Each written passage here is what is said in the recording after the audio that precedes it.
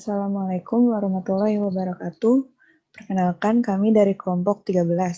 Nama saya Safira Putri Yudiah, dengan NIM 18016201161. Nama saya Nevi Trianas Fadila dengan NIM 18016201164. Nama saya Rahma Ardani Putri dengan NIM 180162079. Pertama, kami akan membahas pengertian budaya akademik. Budaya dalam KBBI artinya pikiran, akal budi, adat istiadat, atau sesuatu yang mengenai kebudayaan yang sudah berkembang dan beradab, maju, dan sesuatu yang sudah menjadi kebiasaan yang sukar diubah. Akademik berasal dari kata akademi di KBBI yang artinya lembaga pendidikan tinggi kurang lebih 3 tahun lamanya yang mendidik tenaga profesional. Nah, artinya budaya akademik adalah budaya atau sikap hidup yang selalu mencari kebenaran ilmiah melalui kegiatan akademik dalam masyarakat akademik yang mengembangkan kebebasan berpikir, keterbukaan, pikiran kritis analitis, rasional dan objektif oleh warga masyarakat akademik menurut Kristanto tahun 2000. Nah, jadi kesimpulannya, budaya atau tradisi akademik merupakan hal-hal yang lahir, kemudian diyakini dan dijalani secara turun-temurun dalam sebuah masyarakat akademik. Tidak semua kampus memiliki budaya akademik yang seragam, walaupun mereka sama-sama bergerak dalam lingkup dunia pendidikan. Yang membuatnya berbeda adalah pelaku, lingkungan, dan regulasi yang berkembang di dalamnya. Pelaku di sini adalah seluruh sivitas akademika, mulai dari dosen, mahasiswa, sampai seluruh staf administratifnya. Regulasi ada untuk semakin menguatkan apa yang tengah dibangun atau dibentuk. Nah, berikut merupakan konteks makro pendidikan karakter. Dalam bagian ini terdapat banyak faktor-faktor dari luar individu yang membentuk perilaku berkarakter dalam pendidikan, seperti misalnya satuan pendidikan, keluarga dari individu itu sendiri, dan masyarakat lingkungan. Lanjut. Nah, ciri sebuah kampus yang budaya akademiknya berkembang dengan baik menurut Kristanto tahun 2000, yang pertama adalah penghargaan terhadap pendapat orang lain secara objektif. 2. Pemikiran rasional dan kritis analitis dengan tanggung jawab moral. 3. Kebiasaan membaca yang baik. 4. Penambahan ilmu dan wawasan. 5. Kebiasaan meneliti dan mengabdi kepada masyarakat. 6. Penulisan artikel, makalah, dan buku. 7. Diskusi ilmiah. 8. Proses belajar mengajar. 9. Manajemen perguruan tinggi yang baik. Selanjutnya ada hal-hal yang menghambat terbangunnya budaya akademik. Yang pertama, budaya kolonial dan feodal. Di sini terjadi kastanisasi, implikasinya kedudukan antara mahasiswa dan dosen menjadi tidak egaliter atau sejajar. Dosen selalu merasa memiliki kedudukan yang lebih tinggi dibandingkan dengan mahasiswanya. 2. Budaya otoritarian dan birokrasi. Implikasi dari hal ini adalah dosen menjadi otoriter dan pembelajaran yang tercipta pun cenderung menjadi monolog. 3. Banyak seremonial. 4. Fasilitas, sarana, prasarana, dan dana yang kurang memadai. 5. Dosen dan mahasiswa belum menghayati budaya akademik. 6. Dosen dan mahasiswa belum terbiasa berpikir ilmiah akademik. 7. Perguruan tinggi yang hanya mencari keuntungan.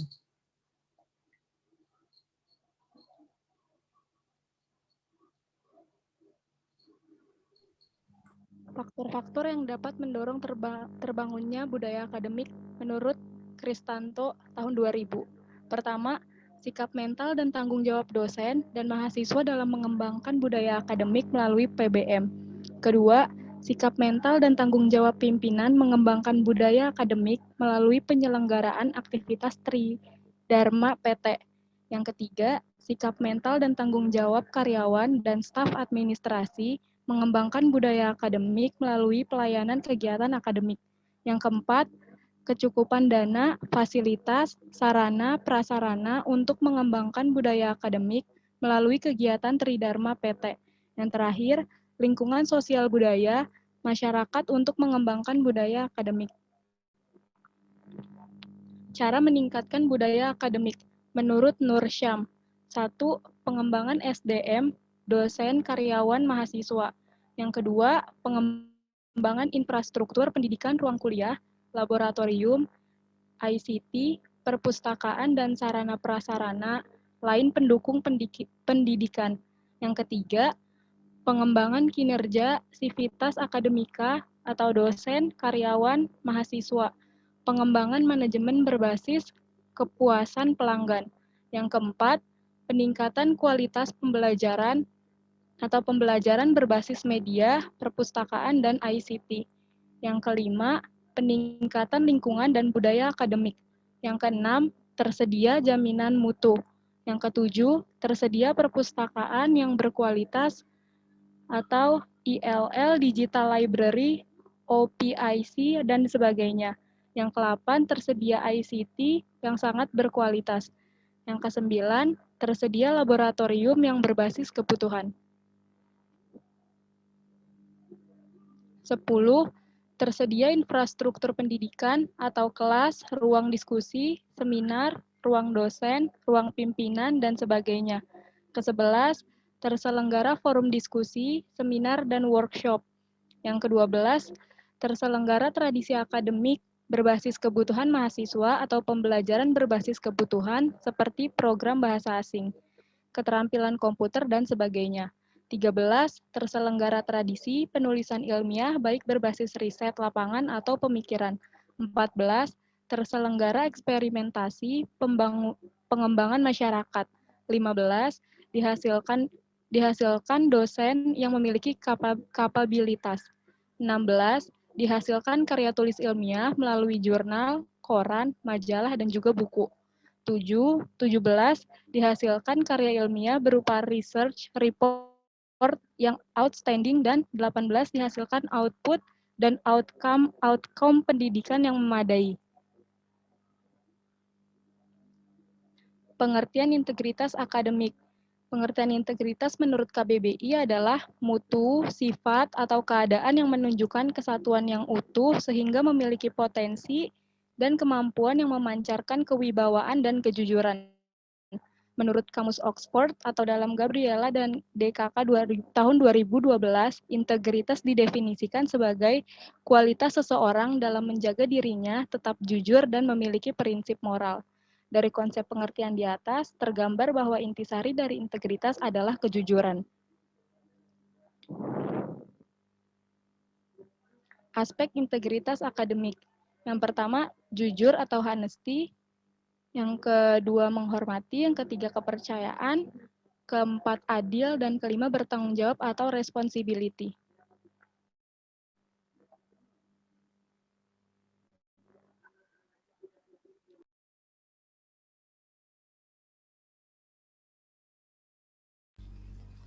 Selanjutnya, ada istilah-istilah terkait integritas akademik. Yang pertama, ada academic misconduct. Perilaku mahasiswa yang tidak jujur yang mengakibatkan pelanggaran standar akademik. Academic misconduct ini merupakan masalah yang serius di lingkungan akademik. Yang kedua, ada academic honesty. Upaya untuk mempertahankan kejujuran akademik dalam berbagai bentuk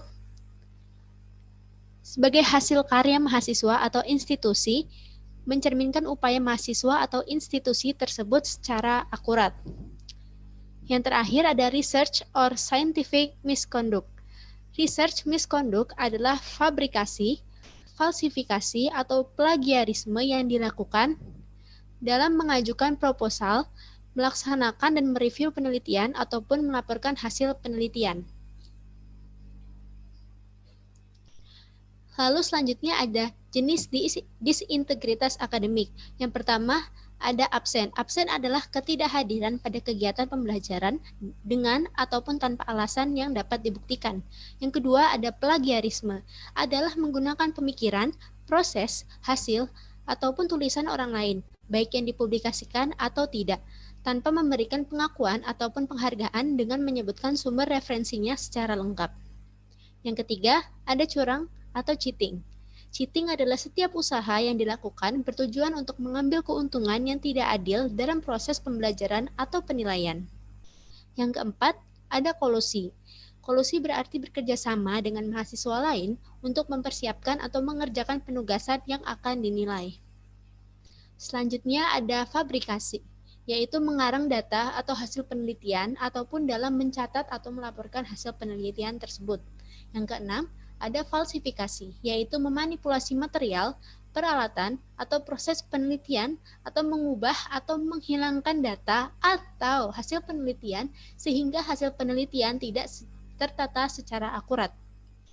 Yang ketujuh ada ghosting. Ghosting yaitu meminta jasa orang lain dengan ataupun tanpa insentif untuk menuliskan atau mengerjakan penugasan untuk mahasiswa tertentu. Yang ke-8 ada deceit, yaitu pernyataan, tindakan, alat, atau piranti yang dipergunakan secara tidak jujur untuk tujuan berbohong atau memberikan kesan negatif. Lalu ke-9 ada gratifikasi, yaitu tindakan untuk menyenangkan orang lain yang dapat memberikan keuntungan bagi mahasiswa tersebut. Lalu selanjutnya ada jenis-jenis disintegritas non-akademik. Yang pertama ada impersonasi. Impersonasi adalah membuat pernyataan, menirukan ucapan, menirukan gerakan, dan menirukan tindakan orang lain dengan tujuan mengambil keuntungan untuk diri sendiri. Contohnya adalah mahasiswa yang melaporkan kepada dosen bahwa temannya itu curang dalam ujian.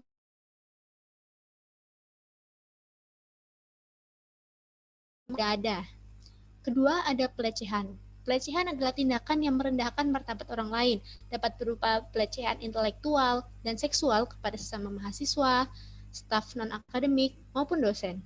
Contohnya, semisal seorang mahasiswa menjelekkan teman-temannya dengan berkata bahwa temannya itu tidak memiliki pengetahuan yang bagus untuk masuk ke suatu kelompok mata kuliah tertentu. Itu termaksud pelecehan intelektual. Lalu ketiga, ada merokok. Yaitu di sebuah universitas itu pasti ada yang memperlakukan kawasan tanpa rokok. Dengan demikian, seluruh sivitas akademika tidak diperbolehkan merokok di lingkungan kampus tersebut. Yang keempat, ada perilaku yang berlebihan, seperti memuji berlebihan, seperti ancaman terhadap sivitas akademika yang berlebihan, seperti bullying. Lalu yang kelima, ada pencurian. Pencurian, perusakan fasilitas, perkelahian, penggunaan narkotika, dan pelanggaran dalam universitas lainnya. Lalu yang selanjutnya, cara menangani kasus disintegritas akademik. Disintegritas akademik ini biasanya muncul karena adanya ketakutan akan suatu kegagalan. Sistem pendidikan yang selalu berorientasi pada nilai dan ketidakmampuan dosen mengkomunikasikan bahan kuliah menjadi alasan mengapa mahasiswa meninggalkan integritas mereka. Nah, karena itu, dosen sebagai pendidik, yaitu pembentuk sikap dan peningkat hasrat berpikir dituntut untuk ikut memperbaiki sistem pendidikan menurut Asni 2009. Pemberian sanksi merupakan cara yang efektif dalam menangani kasus disintegritas akademik oleh mahasiswa. Namun, perlu diingat bahwa pemberian sanksi ini hanya boleh dilakukan kepada sivitas akademika yang sudah terbukti melanggar aturan dan mencoreng integritas akademik itu sendiri. Tentunya sanksi ini juga dibuat sesuai dengan kesalahannya. Nah, contoh-contoh sanksi di sini contohnya seperti nilai ujian dikurangi 50% atau dikurangi 100%. Lalu yang kedua memberikan peringatan atau pembinaan kepada pelaku. Yang ketiga membuat kembali tugas yang telah dikerjakan. Lalu yang keempat memberikan nilai D atau E pada mata kuliah yang bersangkutan. Nah, ini adalah contoh kasusnya sebagai panduan dalam menangani kasus ketidakjujuran akademik menurut Kunaifi tahun 2010. Di sini ada bentuk pelanggaran, prosedur penanganan, dan sanksi. Di sini bentuk pelanggarannya seperti materi yang dikopi kata demi kata dari sumber lain, bisa tanpa tanda kutip dan tanpa menyebutkan sumber, bisa tanpa tanda kutip dengan menyebutkan sumber, atau bisa dengan tanda kutip tanpa menyebutkan sumber. Untuk prosedur penanganannya, bisa jika dosen berpendapat bahwa kesalahan yang dilakukan itu tanpa sengaja, mahasiswa akan dipanggil, diberikan peringatan dan pembinaan. Nah, lalu sanksinya dosen itu memberikan pembinaan dengan menunjukkan cara melakukan referensi yang benar. Lalu yang kedua, jika dosen berpendapat bahwa kesalahan ini dilakukan secara sengaja, tetapi dengan jumlah 25% dari jumlah kata atau minor, mahasiswa akan diberikan sanksi. Nah, sanksinya ini ada dua. Yang pertama, dosen memberikan peringatan. Yang kedua, sanksinya adalah nilai mahasiswa pada tugas tersebut dikurangi menjadi 0. Nah, lalu jika dosen berpendapat bahwa kesalahan tersebut dilakukan secara sengaja dan jumlah katanya melebihi 25% atau jumlah total kata mayor, mahasiswa akan diberikan sanksi. Sanksinya ada 2 lagi. Yang pertama adalah mahasiswa harus membuat tugas tersebut kembali. Yang kedua, nilai mahasiswa pada tugas tersebut dikurangi menjadi 0%. Tidak ada peluang untuk membuat ulang tugas. Seperti itu. Terima kasih. Demikian presentasi dari kelompok kami. Wassalamualaikum warahmatullahi wabarakatuh.